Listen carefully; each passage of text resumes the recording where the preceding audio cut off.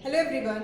आज का हमारा टॉपिक है टीआरई 4। टीआरई 4 से रिलेटेड जो भी कंफ्यूजन थे कि वैकेंसी आएगी या नहीं आएगी, तो देखो वैकेंसी आने वाली है, उसके लिए नोटिफिकेशन वगैरह और जो भी है ये सब स्टार्ट हो गया है आना।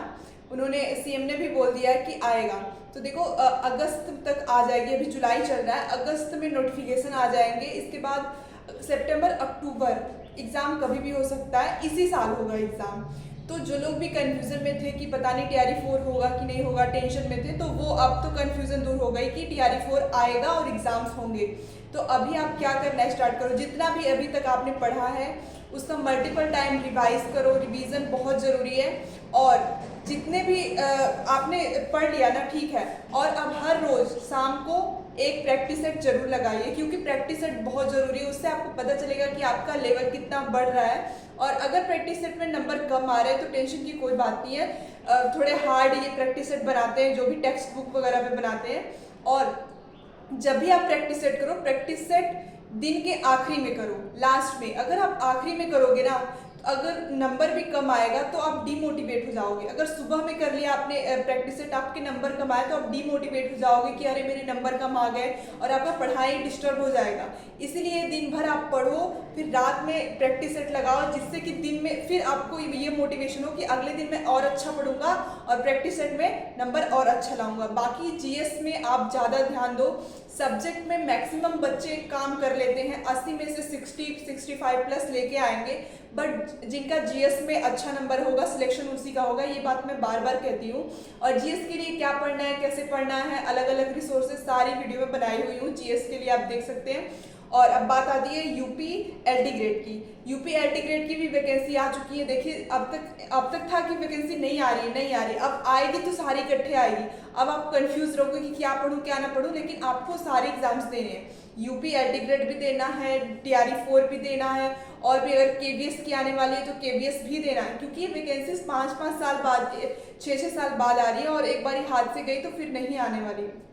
तो देखो यूपी एलटी ग्रेड में जिनका भी कॉम्बिनेशन बन रहा है, सिलेबस देखो और स्टार्ट करो, क्योंकि टीआरई 4 के मुताबिक यूपी एलटी ग्रेड बहुत हार्ड है और इतना हल्के में नहीं हो सकता है वो। टीआरई 4 तो आप दे सकते हो, अगर थोड़ा कम पढ़े हो फिर भी आपका सिलेक्शन हो सकता है, लेकिन एलटी ग्रेड के लिए आपको अच्छे से पढ़ना होगा। आपके सब्जेक्ट के बारे में आपको अच्छे से जानकारी होनी चाहिए। तो सिलेबस आप अगर टेलीग्राम ज्वाइन कर लोगे तो मैं उस पर सिलेबस एलटी ग्रेड का सारा भेज दूंगी। मेरा कॉम्बिनेशन नहीं बन रहा है यूपी के लिए, एलटी ग्रेड के लिए, क्योंकि उसमें मेरा सब्जेक्ट हिंदी है। उसमें 12th में हिंदी के साथ संस्कृत चाहिए, लेकिन 12th में मैंने इंग्लिश पढ़ा है, संस्कृत मैंने पढ़ी नहीं, तो इसलिए शायद नहीं बन रहा है मेरा कॉम्बिनेशन। बट हो सकता है कि वो लोग कुछ संशोधन वगैरह करे तो बन सकता है। पढ़ाई जारी रखो, देखो थोड़ा थोड़ा ही पढ़ो, रोज पढ़ो रोज पढ़ो रोज पढ़ो। मैं हमेशा यही कहती हूँ कि अगर कोई जॉब कर रहे हो, ट्यूशन पढ़ा रहे हो, प्राइवेट जॉब कर रहे हो, या फिर कुछ भी कर रहे हो ना, 3 से 4 घंटा 5 घंटा आपका रेगुलर होना चाहिए पढ़ाई, और 1 घंटा प्रैक्टिस। चाहे प्रैक्टिस में आप प्रैक्टिस सेट लगा रहे हो या अपने नोट्स का ही रिवीजन कर रहे हो, कुछ भी कर रहे हो, लेकिन सबसे ज़्यादा जरूरी है कि आपने क्या पढ़ा हो दिन भर का, उसके बाद आप एकदम प्रैक्टिस कर रहे हो। तो जो भी एग्जाम है, जैसे आपका टीआरई 4 है, एक डायरी बना लो, उसमें टीआरई 4 के सिलेबस लिख लो और कब एग्जाम होने वाला है वो लिख लो। फिर एलटी ग्रेड का सिलेबस लिख लो और कब एग्जाम होने वाला है वो लिख लो। संभावित मतलब मंथ लिखो, कि मान लो कि तुम्हारा एग्जाम आपका होने वाला है टीआरई 4 का सितंबर से अक्टूबर हम मान लेते हैं। एलटी ग्रेड का मान लो हो सकता है कि अगले साल हो, दिसंबर तक हो या जनवरी तक हो। फिर अभी केवीएस का अभी आया नहीं है, तो मान लो केवीएस का मार्च अप्रैल, नेक्स्ट ईयर मार्च अप्रैल तक लेके चलो।